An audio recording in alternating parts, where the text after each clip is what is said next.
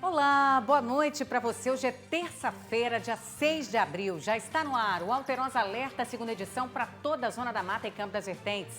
Desde já, muito obrigada pela sua companhia, pelo seu carinho, onde quer que você esteja, viu? Quer ficar bem informado? Então fique comigo. A Prefeitura de Juiz de Fora anunciou que vai suspender a cobrança do IPTU por 3 meses na cidade. Essa é uma das medidas fiscais que vai ser adotada no município em função da pandemia. O decreto em caráter emergencial foi assinado durante a coletiva de imprensa online. O documento passa a valer a partir desta terça-feira e se estende a todos os contribuintes. De acordo com o município, a suspensão da cobrança do IPTU vai acontecer nos meses de abril, maio e junho. A arrecadação dos tributos neste período foi desconsiderada pela Prefeitura. O recolhimento do imposto volta a partir de outubro deste ano. Ao fazer isso, a Prefeitura perde a arrecadação por 3 meses, uma arrecadação significativa. Então, o tributo que ia vencer no dia 10 de abril, no dia 10 de maio e no dia 10 de junho, ele vai ser não recolhido. Coletaremos novamente esse tributo nos meses de outubro, novembro e dezembro. As famílias, as empresas que têm o carnê para ser pago já no dia 10 de abril não farão esse pagamento, se assim desejar. Nem em 10 de abril, nem em 10 de maio, nem em 10 de junho. Só voltarão a ter esse compromisso nos meses de outubro, novembro e dezembro. Nesta semana, o município também pretende encaminhar à Câmara de Vereadores um projeto de lei de anistia. O objetivo é negociar pendências de contribuintes que estão em dívida ativa com o município entre os anos de 2016 e 2020. Segundo a secretária da Fazenda, em caso de pagamento à vista, o desconto pode chegar a 35%. A quitação com o município também pode ser feita em 12 vezes, com desconto que pode chegar a 25%. Todos os tributos, ISS, IPTU, as taxas, multas, qualquer coisa que esteja negativando esse contribuinte e que a Prefeitura tenha a possibilidade de negociar, ela irá negociar.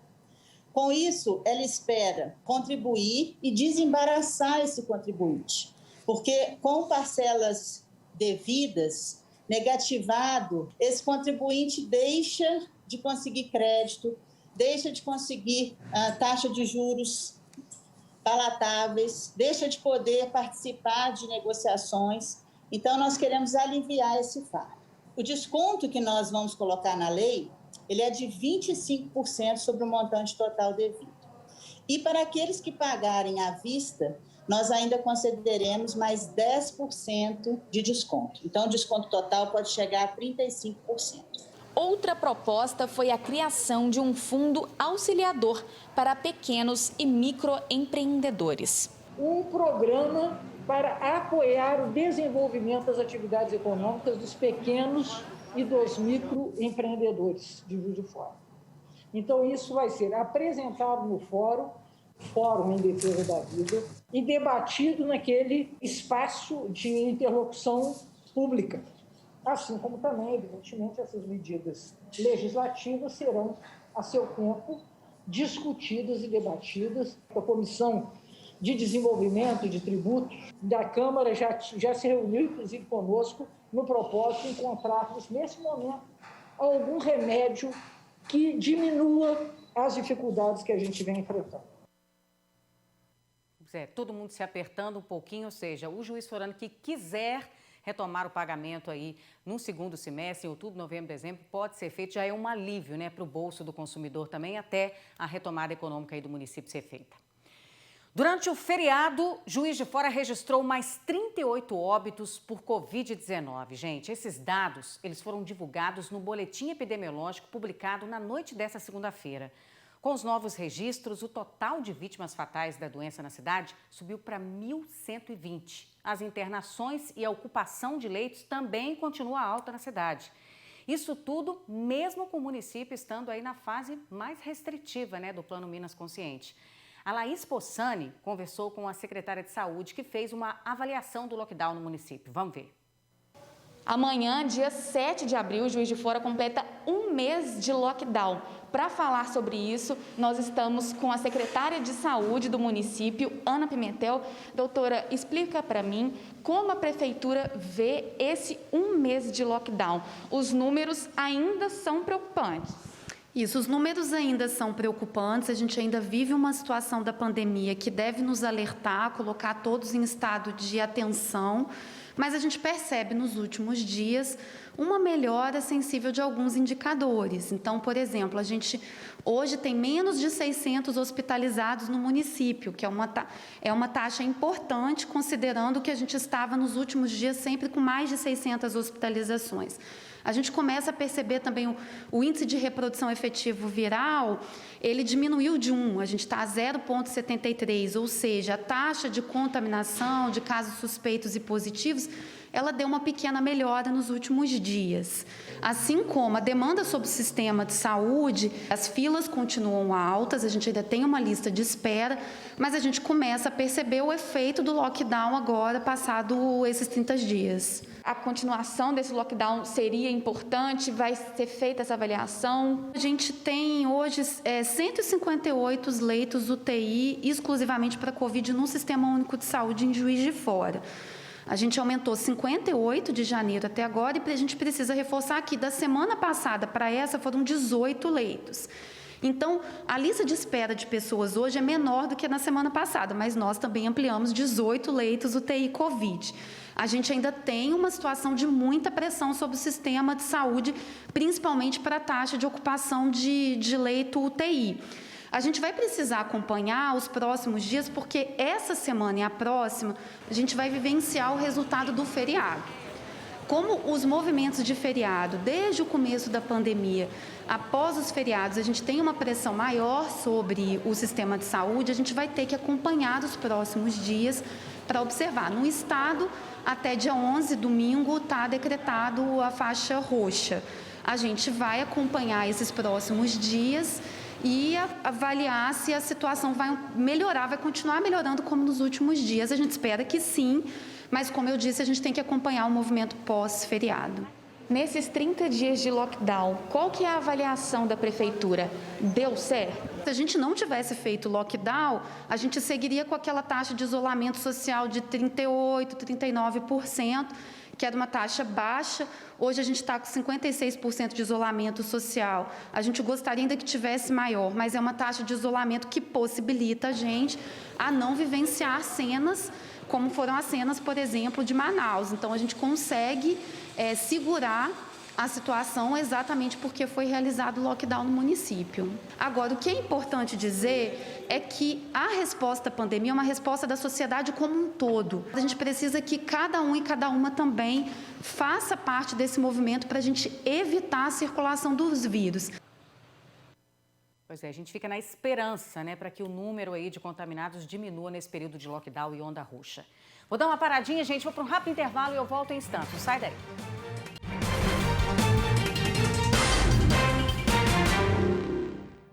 Já estou de volta com o Alterosa Alerta, segunda edição para você. O Centro de Remanejamento do Sistema Prisional, o Ceresp, em Juiz de Fora, ele deve passar por uma nova vistoria amanhã. A informação é da Secretaria de Estado de Justiça e Segurança Pública. A vistoria será feita pela equipe da Diretoria de Infraestrutura da própria Secretaria. A unidade prisional ela foi esvaziada na semana passada, lembra que nós mostramos aqui no alerta? E todos os detentos foram remanejados aí para outras unidades prisionais da região. No dia 31 de março, a Defesa Civil ela detectou fissuras no muro de divisa. A Defesa Civil informou ainda que não há visita agendada aí para os próximos dias e que ainda hoje um relatório da última vistoria seria enviado aí aos órgãos responsáveis. Está aí as últimas informações atualizadas sobre os detentos aí do Centro de Remanejamento do Ceresp em Juiz de Fora. E olha só, gente, a Polícia Civil está investigando um caso de tortura e cárcere privado com uma jovem, isso em Juiz de Fora, tá? O crime aconteceu no dia 26 de março em um apartamento, bem no centro da cidade. A vítima, de 22 anos, já foi ouvida pela delegada da mulher. Durante o depoimento, a Polícia Civil ela informou que namorava o suspeito de 21 anos desde novembro do ano passado e que em dezembro ele começou a ameaçá-la. A jovem tinha medo de denunciar.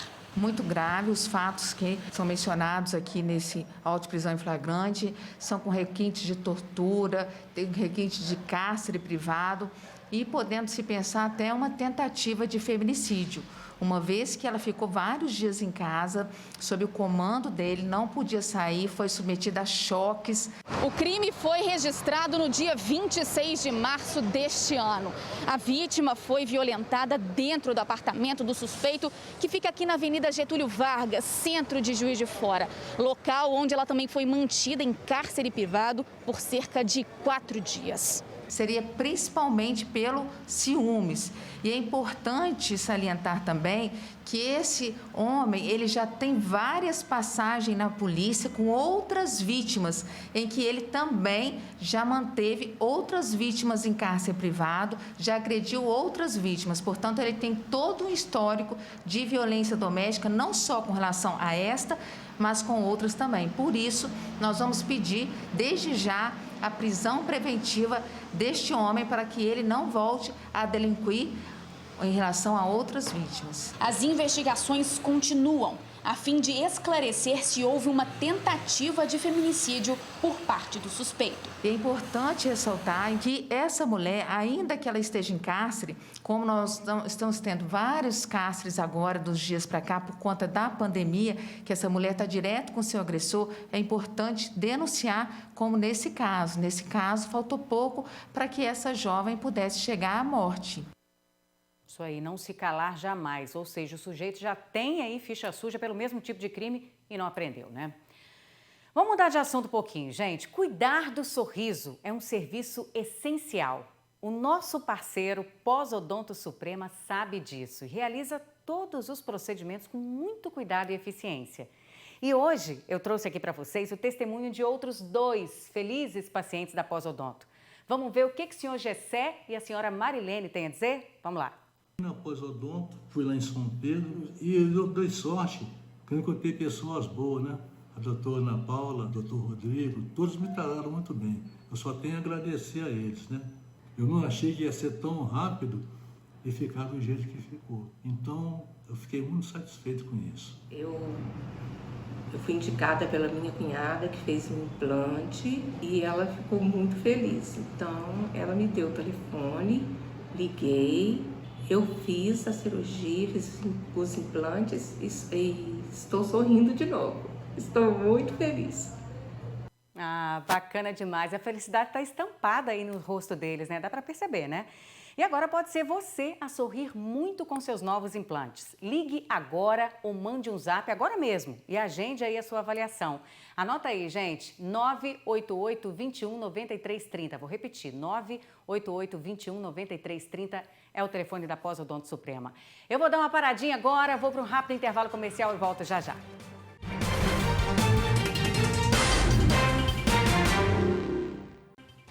Já tô de volta, gente. Desde o início da pandemia do coronavírus, Juiz de Fora registrou 3 casos de natimortos. Natimorto é aquele bebê que morre ali nos primeiros minutos de vida ou nasce morto.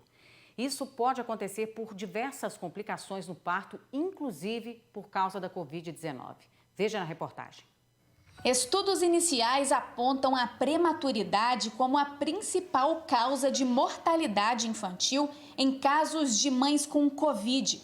Mas, segundo especialistas, ainda é cedo para afirmar quais são as reais consequências da infecção em grávidas. A gente ainda não tem estudos com amostras grandes o suficiente para poder afirmar com toda certeza que a transmissão vertical é definitiva para a internação dos bebês ou que a doença nos bebês é mais grave. Os dados hoje são mais ou menos condizentes com o que a gente pensa. A maioria dos bebês infectados pelo Covid, eles são assintomáticos ou sintomáticos leves.